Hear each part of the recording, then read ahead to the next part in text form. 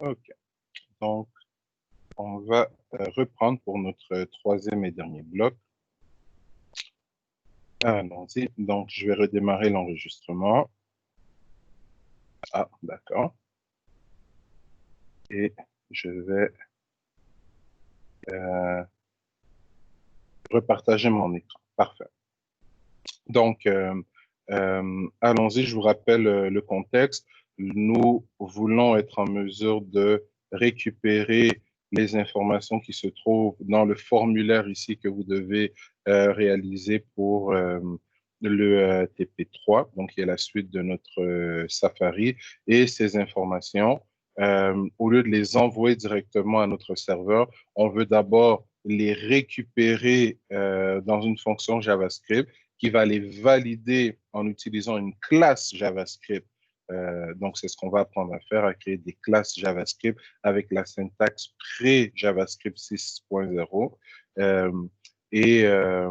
Donc, ce que vous allez devoir faire par la suite, et après avoir validé les informations qu'on va passer en paramètre au constructeur de notre classe, on va vouloir envoyer ces informations soit par la méthode get, soit par la méthode post du Ajax à notre script ASP qui, lui, va les insérer dans la base de données. Donc, moi, ce que j'ai fait ici dans ma démo, c'est que, évidemment, on a notre beau petit formulaire ici. On a notre beau petit formulaire ici euh, qui fait des validations en utilisant une classe JavaScript, mais n'envoie pas les informations au script côté serveur. Ça, c'est quelque chose qui a déjà été démontré dans les tutoriels précédents et dans les démonstrations en classe. On ne fait pas non plus d'insertion dans la base de données ici. Ça a déjà été démontré. Donc, je vous donne le morceau supplémentaire que vous allez devoir coupler avec le reste des notions qu'on a déjà vues.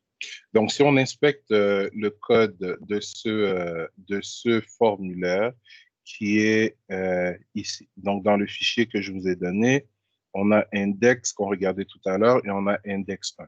Index 1 fait usage du code de JavaScript qui se trouve ici. Mais la page HTML elle-même, regardons-la. Donc, elle utilise un fichier de script qui s'appelle code.js, une feuille de style qui s'appelle style.css. On a le même formulaire que tout à l'heure, sauf que on y a enlevé les attributs require et pattern. On s'enregistre de manière statique à l'événement onClick en appelant la méthode validée. Donc, on sait qu'on aurait pu faire la même chose en jQuery. Hein. Donc, si je mettais par exemple un ID ici, BTN, ça va, comme ça, ben, dans mon code jQuery, si je dis que je fais un peu d'espace, ça va, on va réduire peut-être la taille un peu. Donc, si je dis que ici en bas, je voulais faire du code jQuery pour m'enregistrer de manière dynamique à l'événement clic. Ce que je n'ai pas fait ici, j'ai voulu faire du JavaScript pur. Ben, on aurait pu tout simplement faire la chose suivante. Donc, c'est une petite parenthèse, document,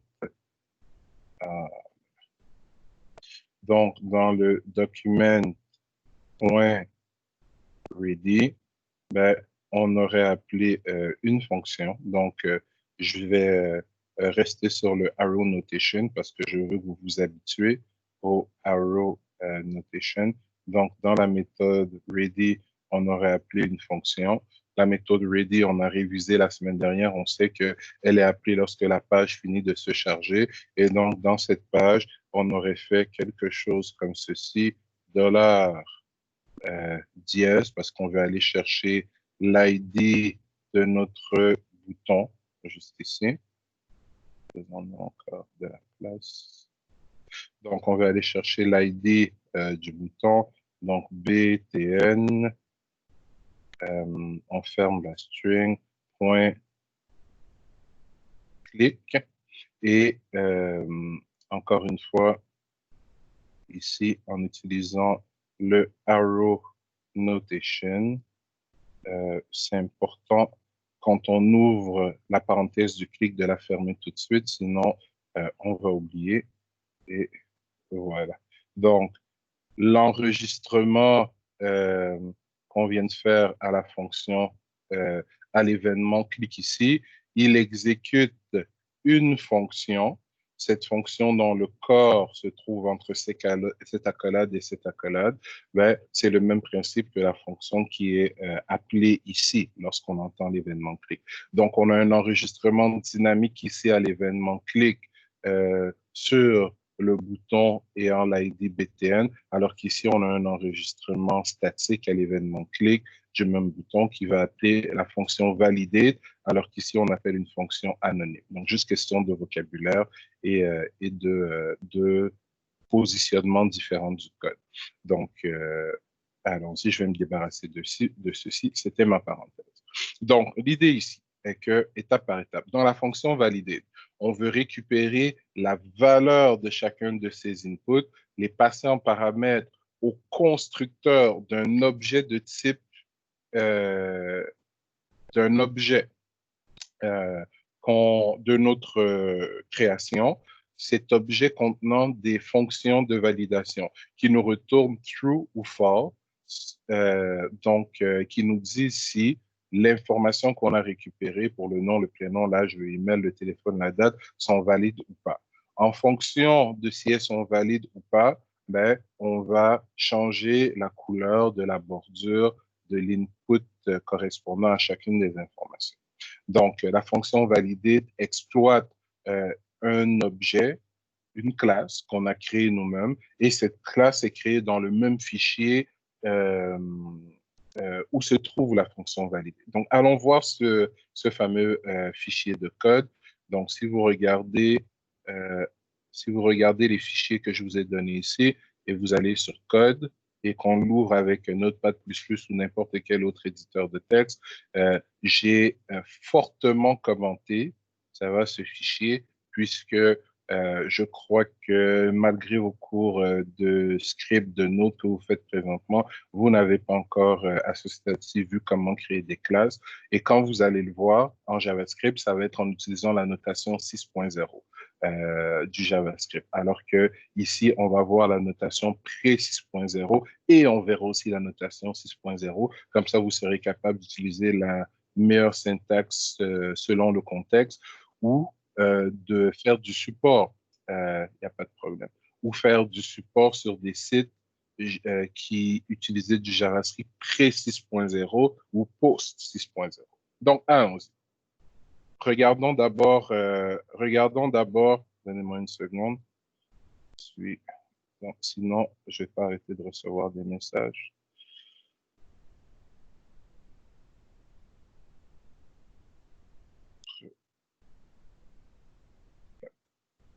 Donc, allons-y.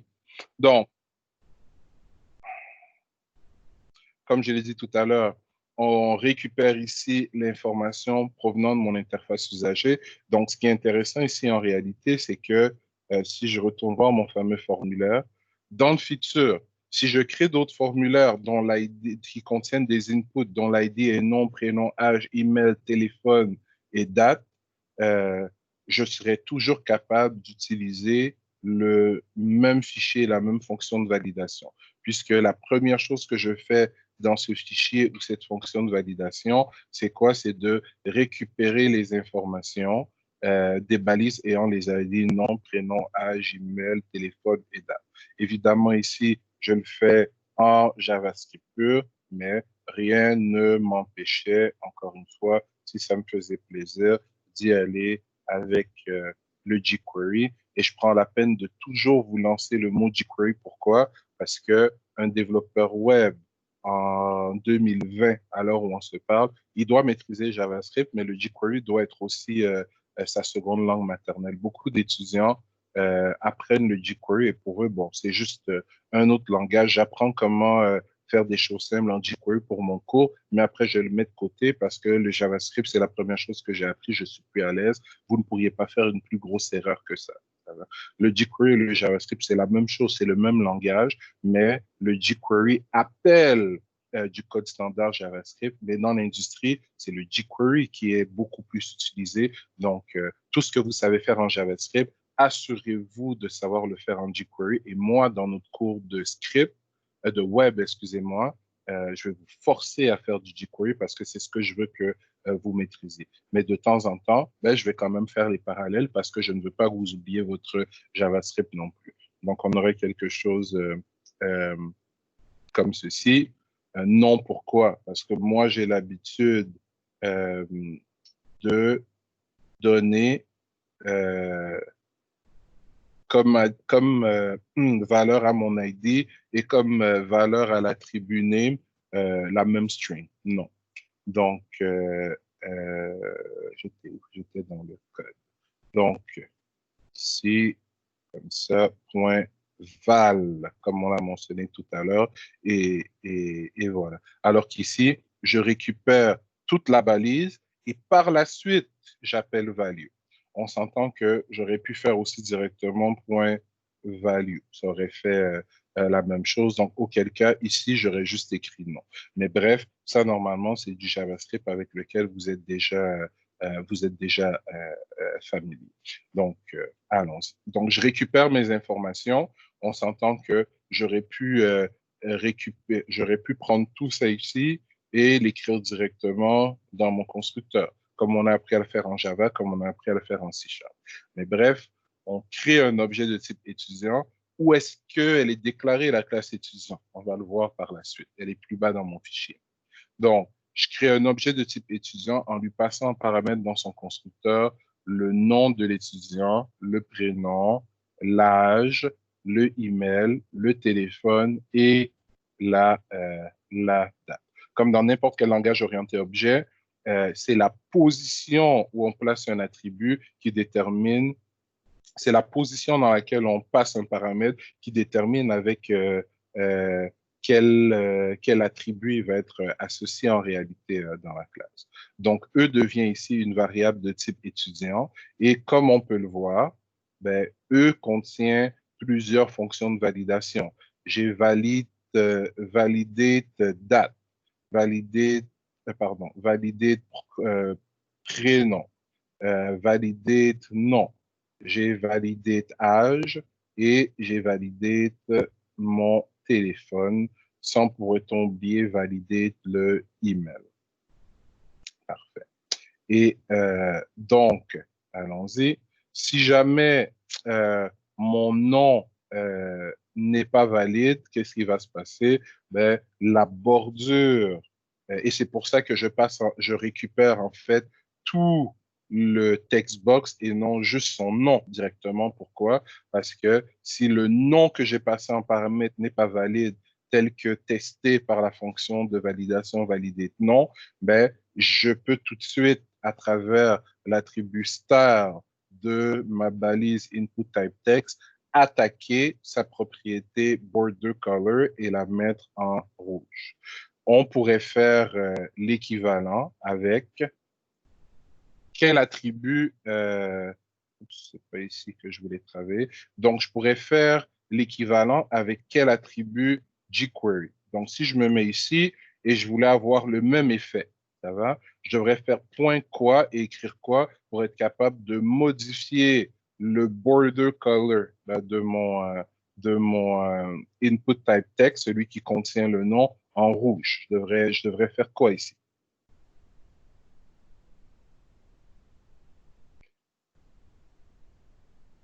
Donc, quelle fonction jQuery me permet de modifier le style d'une balise HTML? Normalement, c'est des choses que vous avez déjà vues. Et sinon, ben, on va le découvrir. Personne?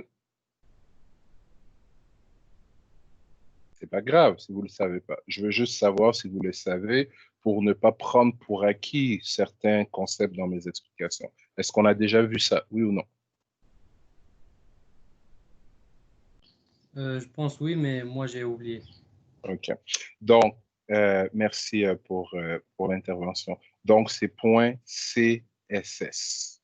Ça va? Donc, on a une fonction CSS en jQuery qui fonctionne de différentes manières, mais sa manière la plus simple est la suivante, c'est qu'elle prend une première string qui est une propriété CSS, disons comme with, par exemple, et une deuxième valeur qui est très souvent une deuxième string, qui est la valeur qu'on veut associer à la propriété with. Donc ici, je viendrai de modifier la propriété with de mon input type text à 10 pixels. Donc, si je voulais aller avec border color, ben, ce serait border-color, virgule, la couleur que je voudrais lui mettre. Que se passe-t-il si on veut modifier plusieurs attributs à la fois? Ben, c'est pas beaucoup plus compliqué. On peut passer à notre fonction CSS qui prend un C majuscule en passant, si je ne me trompe pas. On peut lui passer un objet JSON et cet objet JSON, habituellement, on le structure. Voyons. On peut lui passer un objet JSON, donc où je vais reprendre le même exemple, donc W-I-D-T-H, donc, excusez-moi. Faites attention, il y a quelqu'un qui est en train de faire son abonnement CA Québec, donc peut-être juste couper le micro. Il y a quelqu'un qui devrait fermer son micro, deuxième fois. Donc, WIDTH pour le with, on va donner la valeur associée, excusez-moi, je ne sais pas, disons en pixels, virgule, le deuxième paramètre de mon objet, disons height, qui est la hauteur. On va donner encore une fois sa valeur en pixels ou en pourcentage, virgule, et on peut continuer comme ça. Donc, on peut modifier d'un seul coup plusieurs attributs CSS d'une balise en jQuery en utilisant la fonction CSS. Une autre fonction intéressante est la fonction ATTR pour attribute. Donc, on peut ici spécifier le nom d'un attribut, disons par exemple ID, et virgule, donner sa valeur, photo. Et on vient de, modifier la valeur de cet attribut. Ou encore, si j'écris tout simplement ID comme ça veut dire que je veux plutôt récupérer la valeur qui est associée à l'attribut ID. Donc, je vous en ai parlé la semaine dernière. Si vous regardez ici dans mes hyperliens, voyons, où il est? Où elle est passée, ma documentation? Oh, bref, c'est ça. Donc, ma documentation jQuery, on finit par connaître ces fonctions-là par cœur, mais CSS, bon, même pas besoin, il est là. Donc, CSS. Donc, CSS, si je clique dessus, ben, proprietary name. Donc, si je veux récupérer la... Bon, on va y aller avec des exemples. Ça va être plus simple. Donc, voici. Si j'écris par exemple CSS et que je donne le nom d'une propriété, ça me retourne la valeur de cette propriété. Mais si je veux modifier plutôt du code, voilà, donc CSS, background color, 2 points, on donne la valeur. Border left, 2 points, on donne la valeur. Donc, on a ici passé en paramètre un objet JSON en réalité, qui contient l'attribut qui nous intéresse, la valeur, virgule, le prochain attribut, la valeur. Ça, si on dit qu'on sait faire du jQuery, c'est des syntaxes de base qu'on va vous demander en entrevue. Vous devez connaître ça comme votre alphabet. Ça va? C'est clair pour tout le monde, pour la petite clarification? Donc, j'aurais eu plusieurs manières de changer la couleur ici si j'avais voulu faire ce code en jQuery plutôt qu'en JavaScript. Ça va? Oui. Parfait. Donc c'est le même principe quand je veux valider le prénom, c'est le même principe quand je veux valider l'âge. Donc, c'est pas ça qui est tellement compliqué. Ce qui m'intéresse vraiment, c'est ce fameux objet, il vient d'où? Donc, déjà, en regardant notre formulaire ou en regardant les informations qu'on récupère ici, ben, si je passe le nom, le prénom, l'âge, le email, le téléphone et la date au constructeur de la classe étudiant, ben, ça signifie quoi? Ça signifie qu'on a créé une classe qui a un attribut privé ou public, peu importe, nom, prénom, âge, email, téléphone et date.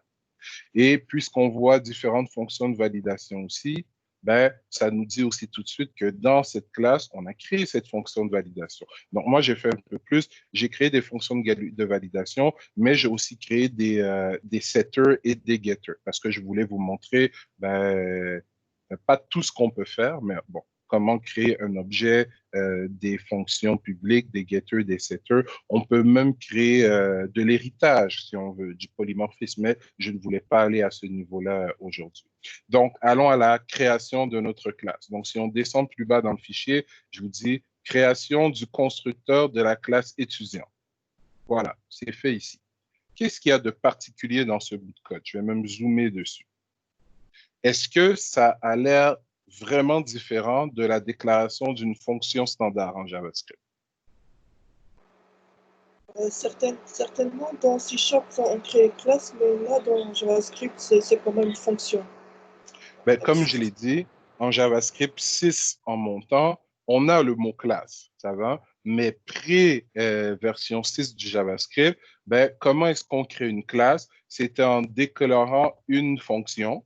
Donc, remarquez que c'est new étudiant. Mais qu'est-ce qui fait que je peux utiliser l'opérateur new? Regardez à l'intérieur de ma fameuse fonction. J'ai le mot-clé this. C'est le mot-clé this ici qui fait que étudiant devient le type de données étudiant et non la fonction étudiant. Et le nom que je récupère ici, ou le prénom et l'âge, ben, sont les informations qui me sont passées en paramètres.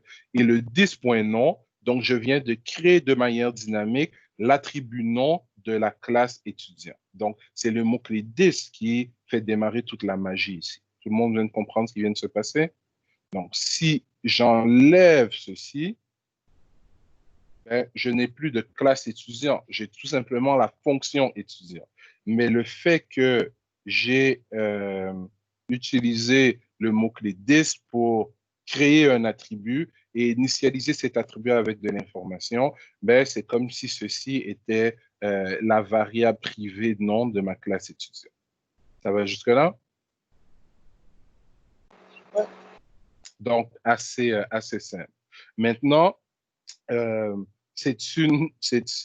de toute façon, un constructeur, on l'a vu dans nos autres langages orientés objets, le C# et le Java, un constructeur, c'est une fonction, mais une fonction particulière, une fonction dont on n'a pas besoin de déclarer le type de retour, parce que si je crée un étudiant en Java ou un étudiant en C#, par défaut, c'est parce que je veux qu'elle me retourne un étudiant, cette fonction. Mais dans une classe en C# ou en Java, et même en JavaScript dans la version 6.0, ben, c'est à l'intérieur du même bloc, entre les accolades, de la classe qu'on est capable de déclarer les getters, les setters et les fonctions publiques qui appartiennent à notre classe. Dans la version pré-6.0 du JavaScript, ben, comment est-ce que je crée une fonction qui appartient au type de données étudiant? Comment est-ce que je crée un getter et un setter qui appartiennent au type de données étudiant? Ben, voici, c'est fait et je l'ai commenté. Donc, ici, on va créer des propriétés, des getters et des setters. Donc, ici, je crée une propriété de la classe étudiant qui permet de récupérer son nom. Donc, un getter. Donc, étudiant, ça fait référence à quoi? À ma fonction étudiant, moi, mon constructeur étudiant. Point prototype. Le mot prototype en programmation, même pas objet en programmation, tout simplement, ça fait référence à quoi? Quand on vous parle du prototype d'une fonction, ben, on décrit quoi? On décrit sa liste de paramètres avec leur type, le nom de la fonction et le type de retour de la fonction. Donc, on est en train de dire que notre classe étudiant, ça va, on est en train de définir le prototype d'une nouvelle fonction qui va être associée au type de données étudiant et qui va être appelée lorsqu'on va écrire étudiant.getNom. Et quand on va écrire le nom d'un objet étudiant, donc comme par exemple e.getNom, donc qu'est-ce qui va être exécuté? C'est cette fonction anonyme-ci qui va être exécutée. Et elle va faire quoi? Elle va retourner this.nom. Et je veux juste ceci ici. Donc, on vient de créer un tag et ce tag-là, on l'a égalé à une fonction. C'est pas très différent de, et je suppose que, évidemment, je l'ai effacé. Donc, c'est pas très différent de quand on vient faire ceci. Si je fais, par exemple, $, encore une fois, peu importe le sélecteur que je mets ici, là, on est en jQuery, que je fais point clic, par exemple, et que je vais écrire action, que j'ouvre les accolades, comme ceci, on fait ceci, cela. La fonction qui est là, en fait, qu'est-ce qu'on est en train de dire? On est en train de dire que, ben, quand on entend l'événement clic, on veut appeler la fonction anonyme. Elle ne porte pas de nom. Oups, j'ai oublié. Elle ne porte pas de nom, elle s'appelle function tout simplement. Vous avez aussi vu en JavaScript la notion suivante. Vous devrez avoir vu. Vous allez me le confirmer. Donc, je vais juste écrire ici JavaScript add event listener. Il me semble que vous avez vu ça. Normalement, vous devrez avoir vu ça. Donc, DOM.add event listener. DOM ici, c'est n'importe quelle balise HTML. Donc, je pourrais faire document.getElementById BTN. Donc, je récupère une référence d'un bouton qui est dans mon interface usagée. Ben, d'ailleurs, on va l'écrire. Donc, puisque on fait de l'enrichissement ici, quand même que je surveille mon heure, on finit à midi, c'est bien ça? Oui. Ouais. OK. Donc, OK, je vais le faire de deux manières. Donc, allons-y ici. Donc, document.get element by ID. Allons-y avec ID Toto, disons. Ça va. Ouais. Et juste pour que ce soit un peu coloré, JavaScript. Okay. Et je vais nous faire un exemple JavaScript pur et un exemple jQuery. Donc, je récupère l'ID d'un élément dans mon interface. Bon, Toto, BTN, non. Comme ça, c'est plus clair. Ça va? BTN, excusez-moi, save. Comme ça, c'est plus clair. Et ce bouton-là, je veux m'enregistrer de manière dynamique. Donc, add event listener. Un event listener, c'est une fonction qui réagit à un événement en particulier. Quel événement? L'événement clic. Et quand je vais entendre l'événement clic sur le bouton qui a l'ID save, qu'est-ce que je veux faire? Je veux exécuter une fonction. Cette fonction, elle n'a pas besoin de porter de nom parce qu'elle va être appelée indirectement quand j'entends clic sur BTN save. Et qu'est-ce que je veux faire à l'intérieur de cette fonction? Ben, je veux récupérer, par exemple, un div qui a l'ID démo et à l'intérieur de ce div, je veux insérer le texte Hello, un paragraphe, excusez-moi, et à l'intérieur de ce paragraphe, je veux insérer Hello World. Faisons la même chose ici en jQuery. Donc, si j'ai dit l'ID, donc dièse btn save, point clic, j'ai ma fonction qui peut être une fonction standard ou une arrow function. Même chose, ça aussi, ça peut être une arrow function. Et je vais faire quoi à l'intérieur de cette fonction? Encore une fois, je vais juste copier ce qui dit. Donc, je veux récupérer ce qui s'appelle des mots. Prenons pour acquis que c'est un paragraphe. Point et un paragraphe. Pour rajouter du texte à l'intérieur, on peut faire point texte. Si c'est vraiment juste du texte. Si on veut que ce texte-là, si ce texte-là contient des éléments HTML comme des BR et etc., et on veut que ce HTML-là soit interprété, on va plutôt aller avec point HTML. Mais dans les deux cas, .text et .html, quand ils sont écrits comme ceci, nous retournent le texte qui est contenu dans cet élément. Mais si on vient plutôt mettre du code, des éléments à l'intérieur, c'est le texte qui est là qui va être inséré dans mon paragraphe. Donc, j'ai le code jQuery, j'ai le code JavaScript, mais évidemment, on voit que c'est beaucoup plus rapide de l'écrire en jQuery. Mais ce qui m'intéresse ici, regardez, clic et je l'égale. Donc, j'égale l'événement clic à une fonction. C'est exactement, quand vous écrivez ceci en jQuery, le compilateur, il fait quoi? En réalité, il appelle du code JavaScript qui fait ceci. Donc, le jQuery et le JavaScript ne sont pas des langages différents. Le jQuery est une variation du JavaScript. C'est comme si je vous dis, ben, je parle, les Européens parlent tous français, mais le français qu'on parle en Suisse, en France, en Belgique, n'est pas exactement la même saveur de français, tout comme le français qu'on parle au Québec n'est pas exactement la même saveur, mais ça reste quand même le même langage. Donc, tout ce qu'on écrit en JavaScript est finalement en jQuery est finalement converti en du code standard JavaScript.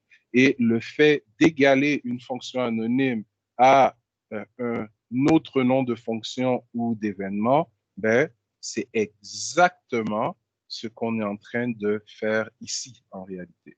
Donc, je crée un tag qui s'appelle getNown et quand je vais appeler getNown sur un objet de type étudiant, voici le code que je vais exécuter.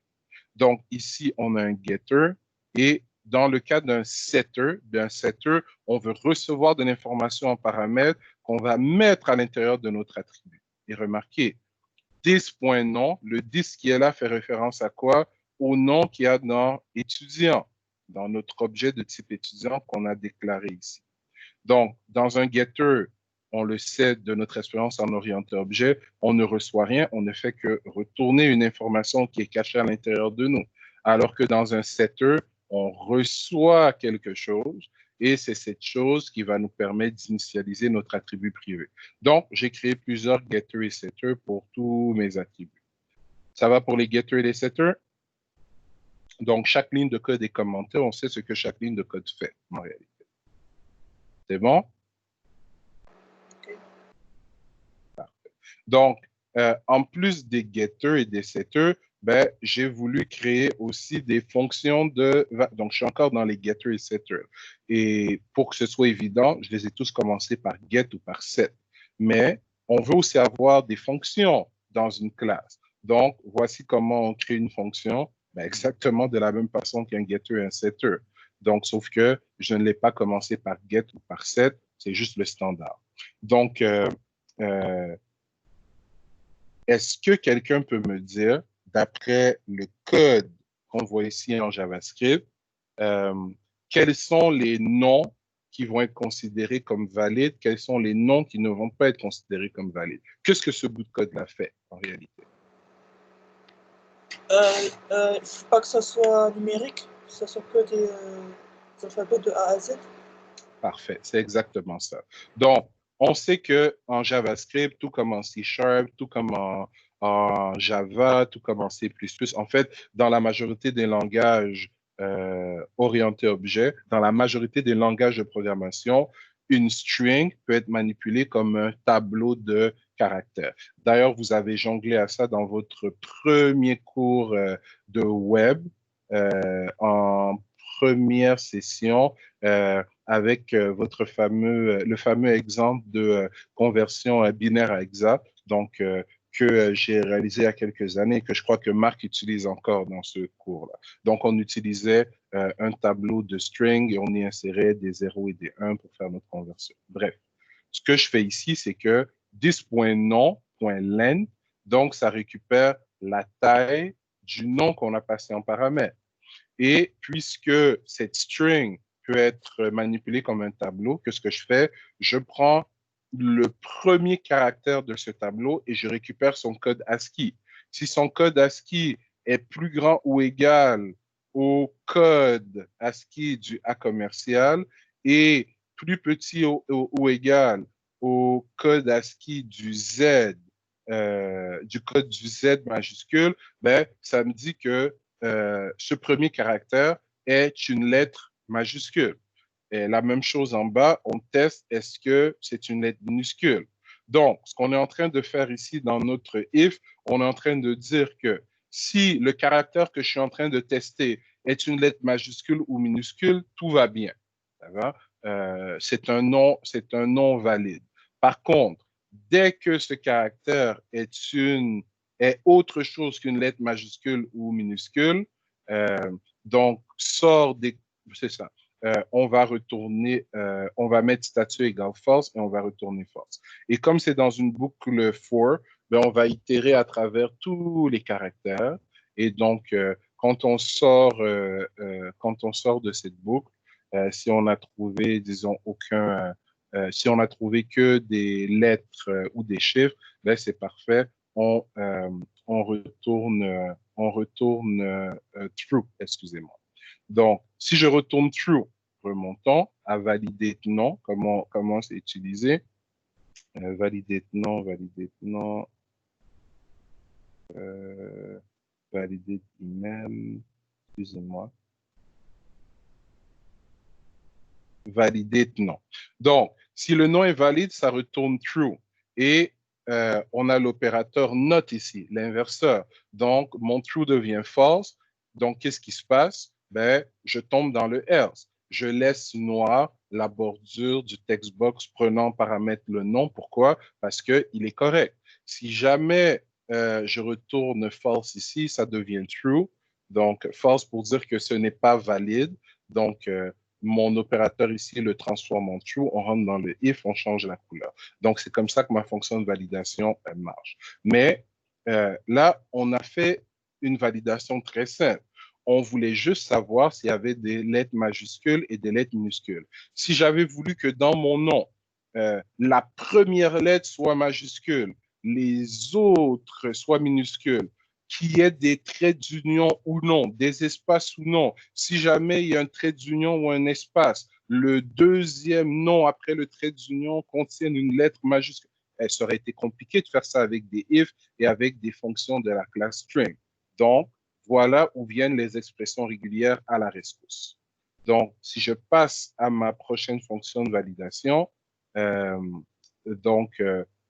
disons pour l'adresse email, donc, étudiant.prototype.validated email, on n'a rien changé, on crée une fonction. Dans cette fonction, je crée une variable que j'appelle email regex pour expression régulière pour valider le email. Mon expression régulière commence par la barre oblique et se termine par la barre oblique, comme on l'a vu tout à l'heure. Et on a déjà décortiqué ensemble que veut dire chacun des éléments de cette expression régulière. Donc, une fois qu'on crée notre expression régulière et qu'on la met dans une variable, ben, les expressions régulières, c'est aussi une classe en JavaScript. En fait, en JavaScript, j'aurais pu faire ceci. J'aurais pu faire var r égale new et c'est regx. Ça va? Et ici, entre paramètres dans le constructeur, venir mettre mon expression régulière entre string, entre string comme ceci, sans avoir besoin des barres obliques de départ et des barres obliques de fin. Pas mal tous les langages orientés objets ont leur propre version de constructeur pour les expressions régulières, mais la syntaxe avec la barre oblique qui ouvre et la barre oblique qui ferme, elle est commune à tous ces langages. Voilà pourquoi j'ai choisi cette méthode-ci. Mais bref, ça me crée un objet ici. Et sur un objet de type regex, on a plusieurs méthodes qu'on peut exploiter, dont la méthode test. La méthode test, elle teste quoi? Elle récupère le email qu'on a passé en paramètre au constructeur de notre objet étudiant et elle teste la string qui est contenue dans email pour voir si elle correspond au pattern qu'on a ici. Si c'est vrai, on va retourner true. Si c'est faux, on va retourner false. Donc, vous comprenez comment est-ce qu'on aurait pu construire une expression régulière ici complexe pour valider le nom, selon l'exemple que j'ai donné tout à l'heure. Moi, j'ai choisi de le démontrer ici pour le pour le email. Donc, j'ai fait la même chose pour le numéro de téléphone et on voit, bon, que l'expression régulière qui est là, en réalité, elle accepte, excusez-moi, ça c'est pas, je vais passer ma souris. Ah, mon ordinateur a bugué. OK. Donc, l'expression régulière qui est ici, on l'a démontré tout à l'heure, elle va accepter ceci ou encore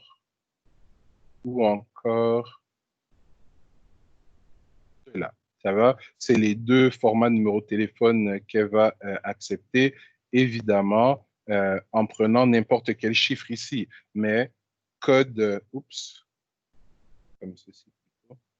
Donc, entre parenthèses, le code régional suivi d'un espace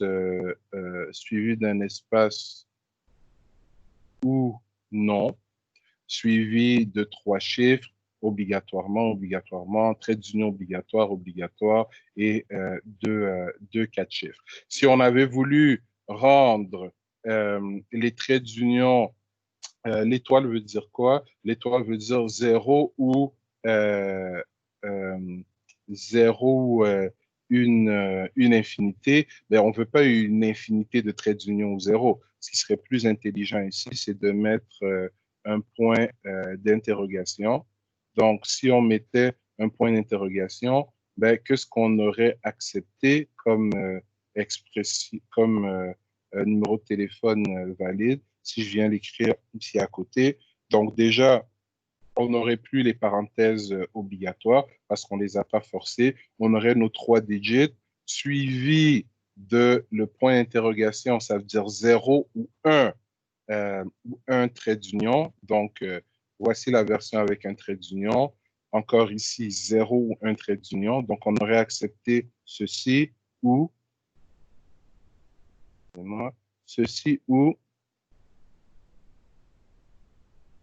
cela. Et évidemment, on pourrait créer une expression régulière qui accepte à la fois tout ça et tout ça. Elle serait juste un peu plus complexe, tout simplement. Donc, une fois qu'on a bien compris ce qui est démontré ici, si je remonte plus haut dans mon code, moi, j'ai tout simplement fait une série de validations une série de validations qui vont changer la couleur de mon interface usager. Et ce qu'on devrait faire à la fin de cette fonction en réalité, en fait, on devrait faire un gros if qui dit si le email est valide et le téléphone est valide et le prénom est valide et l'âge est valide, alors j'effectue ma requête de type GET ou de type PostgQuery pour envoyer les informations à mon fameux client. Et c'est l'intégration que je veux à mon fameux serveur. Et c'est l'intégration que je veux que vous fassiez. Une petite chose qui est passée rapidement tout à l'heure, si on regarde bien ici, j'ai un input type button et non un input type submit. Pourquoi j'ai mis un input type button et non un input type submit?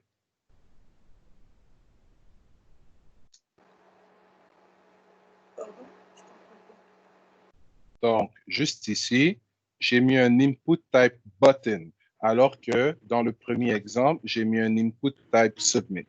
Pourquoi est-ce que ça ne marcherait pas présentement avec un input type submit?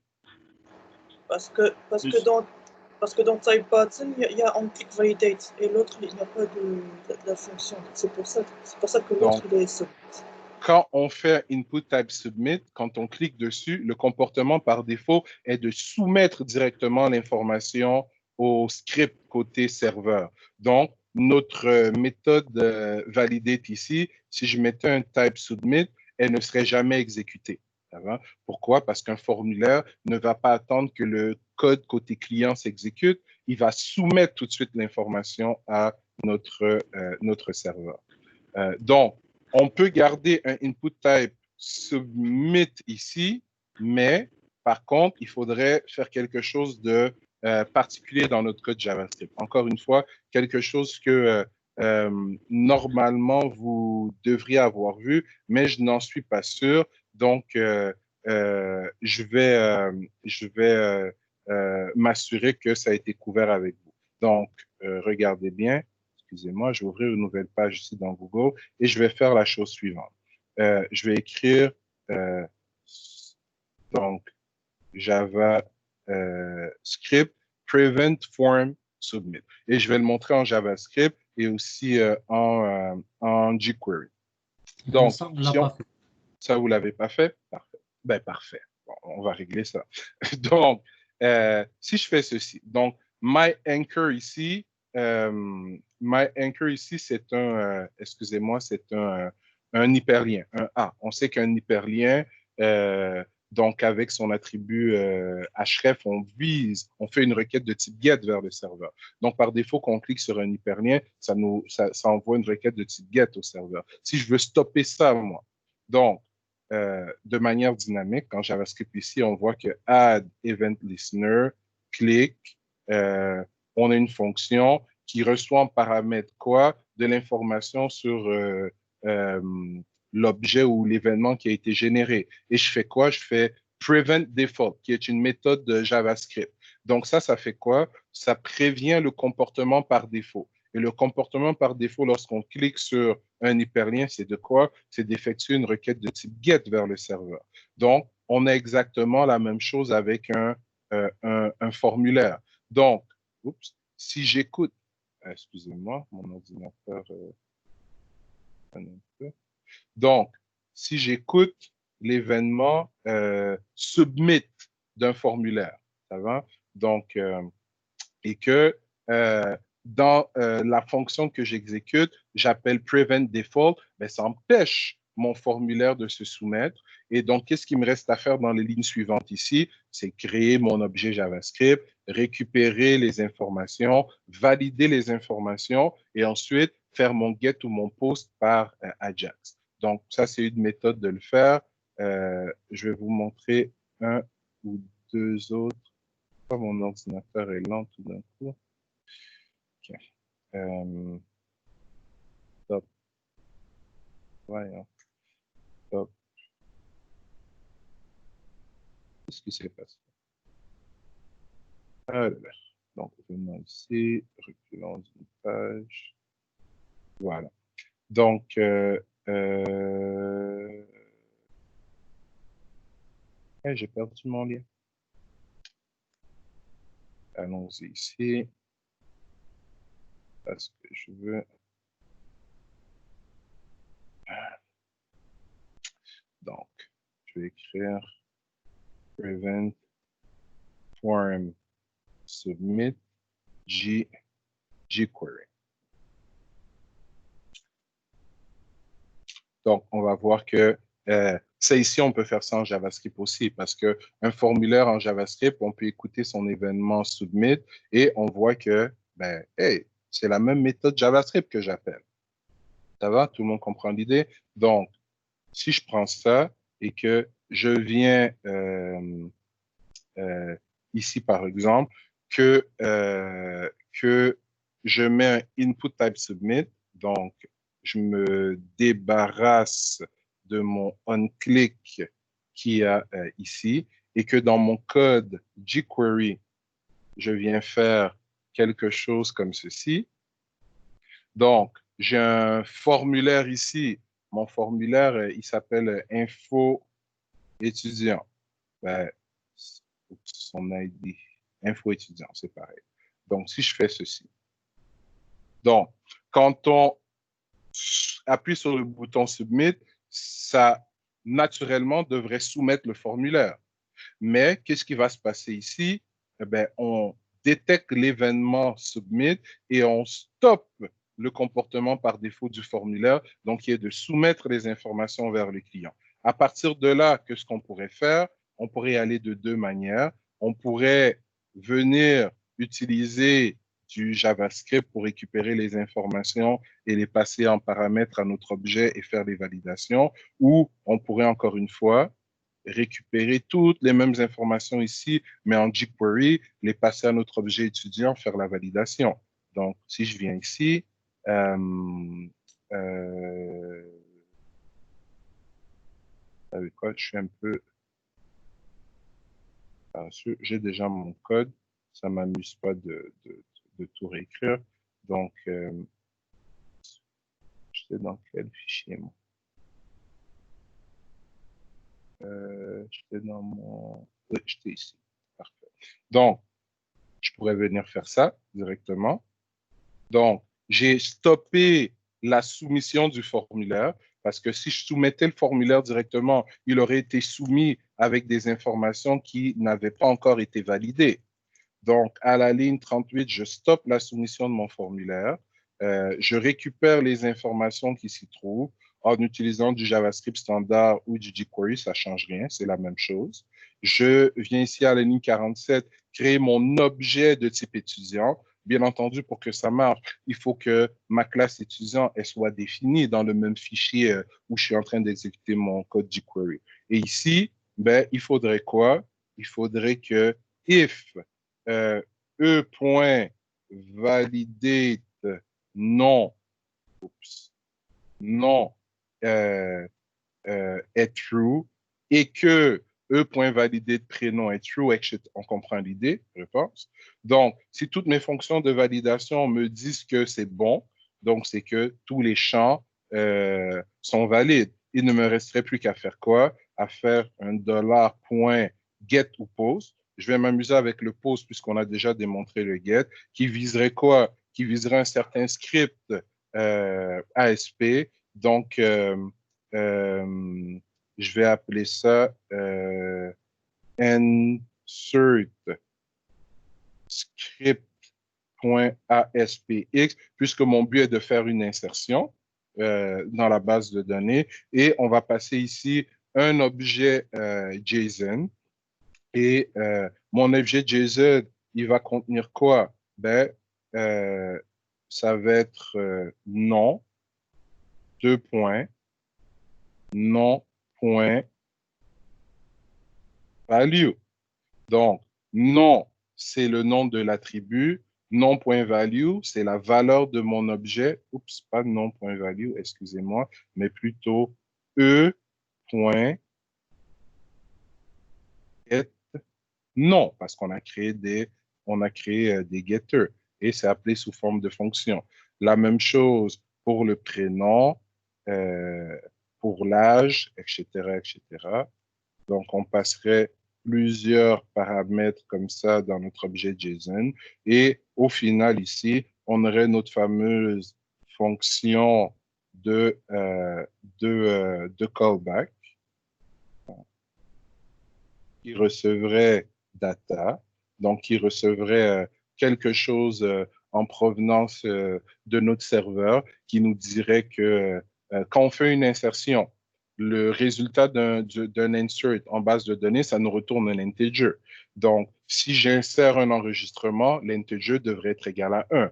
Donc, data ici devrait me retourner quelque chose que si je le parse en integer, ça devrait me retourner le chiffre 1 si ma requête d'insertion a réussi correctement. Et auquel cas, je peux faire un alert ou écrire dans un paragraphe l'insertion réussie ou insertion échouée, peu importe. Donc, c'est grosso modo les étapes de réalisation du magnifique TP3, donc partie 2 de notre Safari. Donc, je résume, il nous reste 20 minutes au cours. Ce qu'on devrait être en mesure de faire avec la TO supplémentaire qu'on a rajoutée aujourd'hui, on devrait être, déjà, on devrait être capable de réaliser le formulaire ici, qui est la page de contact de notre site, le plus fidèlement possible, en exploitant le Bootstrap. Je vous force à utiliser le Bootstrap. Et si je regarde la grille ici, donc, création d'une classe JavaScript pour nous permettre de faire quoi? De valider le nom, le email, le téléphone et le message. On s'entend que je vous ai déjà pratiquement donné tout le code. Moi, je valide d'une certaine façon le nom, le email et le téléphone dans l'exemple que je vous ai fait. Mais moi, ma validation, elle est simple. Je change tout simplement en rouge la couleur de background ici. J'aimerais que vous me créez une application un peu plus dynamique. Est-ce que vous avez utilisé les modales en Bootstrap? Oui, non, peut-être? Quelqu'un? Est-ce qu'on sait ce que c'est qu'un modal en Bootstrap? Non, je pense pas qu'on n'a pas fait ça. Oui, on bref, a fait ça. oui, vous avez fait ça. Je suis pas mal sûr que vous avez fait ça parce que Marc et moi, on construit les documents des cours de web ensemble et c'est lui qui vous a donné le cours. Donc, je suis pas mal sûr que ça a été fait. Le modal, c'est comme un formulaire, mais qu'on fait apparaître en premier plan, comme un pop-up. Donc, peut-être que vous ne vous souvenez pas du nom, mais ça m'étonnerait beaucoup que vous ne les ayez pas utilisés. Je crois même que, je me rappelle bien, il y a un labo sur les modales. Donc, si je vais dans la documentation et que je dans les composants et Ce n'est pas un container? si vous l'avez pas, non, c'est dans les composants et dans les composants, si je me trompe pas, peut-être que tu as raison, bla, bla, modal, non, c'est bien ici. Donc, un exemple de modal, donc launch demo, voilà. Donc, un modal, c'est ça ici. Ça va? C'est une espèce de formulaire et on peut mettre ce qu'on veut à l'intérieur. Donc, on pourrait faire des modals et si vous l'avez jamais utilisé, ben, vous allez l'utiliser maintenant. On sait comment c'est facile d'intégrer du Bootstrap. Tout le code est là. Il faut juste le prendre, le copier et adapter le nom des classes. Donc, moi, ce qui m'intéresse, c'est que lorsqu'on appuie sur Send, en réalité, c'est qu'on récupère l'information qu'il y a ici, on les passe en paramètre à notre classe de validation. Et si notre classe de validation détermine que ce n'est pas valide, ben, on veut un certain effet. Donc, ça peut être dans un modal que vous affichez un message qui dit le nom n'est pas valide ou le email n'est pas valide. Vous pouvez faire ce que vous voulez, mais je veux que graphiquement, on voit dans votre interface que tel ou tel champ n'est pas valide. Ça va? Donc, votre classe JavaScript, ben, si elle utilise des expressions régulières pour valider. Moi, j'ai donné un exemple de validation d'email où j'acceptais des emails d'un certain format qui finissait par .qc, .ca. Évidemment, si vous copiez-collez mon expression régulière pour la mettre ici, je ne vous donne pas de points. Montrez-moi que vous comprenez et validez-moi d'autres types d'adresses. Validez-moi une adresse Gmail, par exemple, des adresses Gmail ou seules les adresses Gmail et les adresses, peu importe, je ne sais pas moi, Yahoo. Donc, je veux voir que vous êtes capable de faire votre propre validation d'email et non pas seulement copier celle que j'ai donnée. Tout comme pour un numéro de téléphone, ben, spécifiez un format, mettez-le en commentaire dans votre code et donnez-moi l'expression régulière qui valide ce format. Et le respect du gabarit proposé. Donc, on veut que ça ressemble le plus fidèlement possible à cette interface. Donc, si on crée la classe de validation, mais qu'on valide seulement avec la classe string, ce que je faisais avec char code add, ça marche toujours, mais c'est un peu moins professionnel, etc., jusqu'à on ne respecte pas du tout les normes demandées. Donc, quand on appuie sur le bouton, on récupère les infos, on les passe à notre classe de validation. Si elle nous dit que tout est OK, on utilise le get ou le post, préférablement le post puisque c'est un formulaire. Donc, on poste les informations par Ajax à notre serveur qui les insère dans la base de données. Et donc, on pourra aller dans Visual Studio vérifier que l'information a vraiment été insérée, que les enregistrements ont vraiment été insérés dans la base de données. Donc, c'est l'étape 2 de notre Safari. À l'étape 3, on commencera à parler de login, de session, de variables de session. Vous avez déjà parlé de variables de session en PHP? Vous n'êtes pas encore rendu là. Oui. Si. Parfait. Donc, on verra en ASP comment faire un login en utilisant la base de données seulement, en utilisant la variable de session et en utilisant les cookies. Est-ce que vous avez déjà parlé de cookies? Oui. Parfait. Donc, on va pouvoir comparer les syntaxes en PHP et en ASP pour ces différentes choses et rajouter une couche de fonctionnalité supplémentaire à notre application. Mais Donc, je crois qu'à partir des informations qu'on a données aujourd'hui, on a toute l'info nécessaire pour nous permettre de lancer notre TP3. Et je vais nous mettre... c'est vrai. Mais en passant mercredi, vous n'avez pas d'école. Hein. Je me rappelle, c'est la Saint-Jean. Je vais nous mettre ça.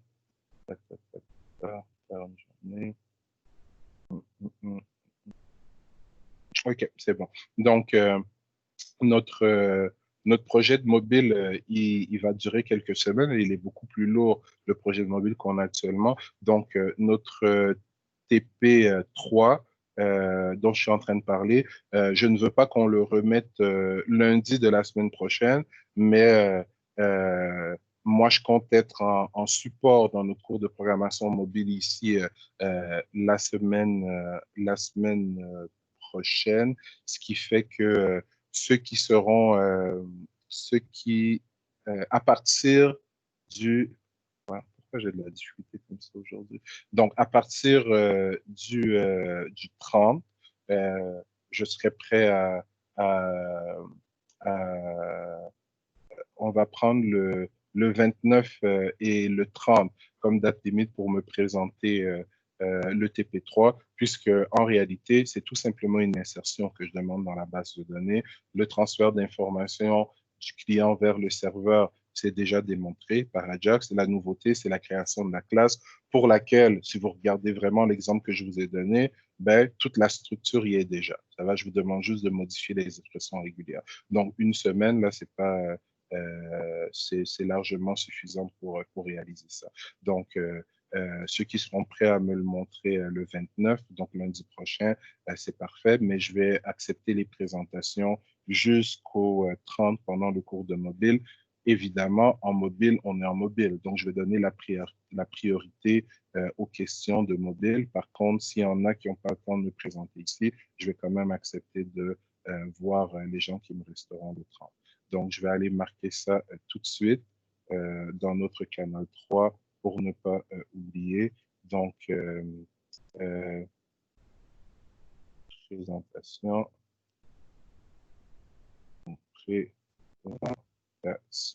le 29 et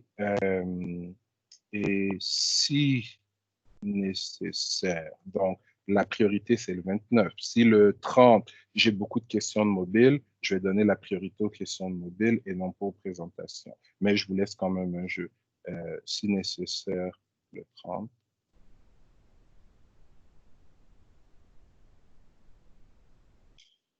Juin, avant la fin du cours. Donc, je crois que comme ça, c'est clair pour tout le monde. Ça va? Oui, c'est bon? j'ai juste une petite question, s'il te plaît. Oui. Pour la page contact, est-ce que c'est la même chose qu'on a fait pour la page accueil, récupérer les textes des valises à partir d'une base de données, comme adresse, fond? Oui, oui. On va laisser ça comme ça. Pourquoi? Parce que ça permet de faire un site plus flexible. Et parce que dans les versions à venir du site, on va créer, quand je dis un CMS, est-ce que tout le monde sait ce que l'abréviation veut dire, CMS? Non. Donc, CMS, c'est pour Content Management System. Donc, quand on crée un site web, il y a deux options. Soit, chaque fois que mon client veut une modification, il m'appelle et je suis obligé de me remettre à coder, même si c'est juste pour changer la couleur du texte. Ou, en plus du site, ben, je lui crée une interface qui lui permet de gérer certaines choses de base dans son site, comme changer les langages, changer les images, changer les posts, etc. Donc, on va créer dans notre site une espèce de CMS, ce qui fait que là, par exemple, la langue par défaut de son site, c'est peut-être le français, mais on va être capable, en se loguant comme administrateur dans la section gestion ou administration de notre site, de choisir la langue par défaut ou de même ajouter des nouvelles langues. Donc, dans la base de données, à travers un formulaire web. Et donc, à partir de ce qu'on choisit comme langue par défaut, quand nos clients par la suite vont taper le URL de notre site, ben, on va charger de la base de données les traductions dans la bonne langue. Donc, c'est le genre de choses qu'on va être en mesure de faire. Et pour être capable de faire ça sans jeter notre travail actuel à terre et recommencer à le coder à zéro, ben, c'est important de prévoir tout de suite que tout est récupéré de la base de données. Ça Oui, va? ça va, merci. Parfait. Super. Donc,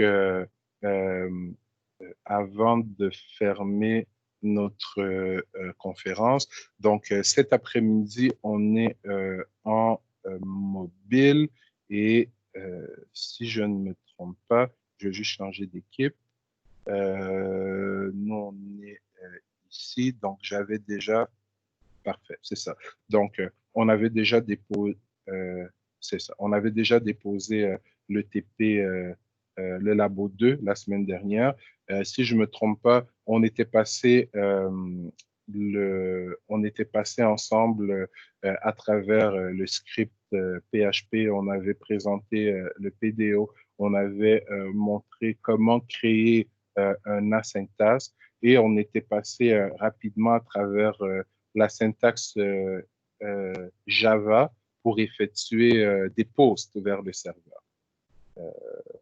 Je revalide avec vous parce que je donne le même cours à 3 autres groupes. Donc, pour éviter que je crois avoir fait certaines choses avec vous, mais en réalité, c'était dans un autre groupe. Donc, ce qu'on va faire tout à l'heure en démarrant le cours, juste pour m'assurer que c'est encore bien synchrone dans la tête de tout le monde. Hein. Donc, je vais faire une petite présentation au début du cours. Je vais reprendre la partie Java du laboratoire. Ça va? Donc, je vais redécrire le code qui va à l'intérieur de la syntaxe et qui permet d'envoyer les requêtes de type POST. Ensuite de ça, je vais fermer la réunion et je vais passer en support puisque on a déjà donné en fait l'ensemble des éléments nécessaires pour ce TP. Qu'on s'est laissé la dernière fois, votre travail était de réaliser en réalité la partie tutoriel de ce laboratoire qui est ici. Donc, votre travail était de réaliser la partie tutoriel de ce laboratoire qui vous permettait de voir l'exécution de l'application suivante. Une fois que c'était fait, ben, on se lançait dans sa modification pour supporter les différentes fonctionnalités qui étaient ici. Donc, moi, je vais prendre peut-être une trentaine, 45 de minutes pour revoir avec vous le code Java ici. Le code Java qui se trouve dans la méthode do in background de notre asyntaxe. C'est ça le cœur vraiment du transfert d'informations de notre application mobile vers notre script PHP. Et à partir de là, je vais passer en support pour la balance de cours de mobile d'aujourd'hui et pour celui de demain aussi, puisque c'est ça, puisqu'on est rendu au laboratoire. Et donc, à la fin de cette démonstration-là, ben, je spécifierai aussi la date de remise de cette magnifique application. C'est bon pour tout le monde?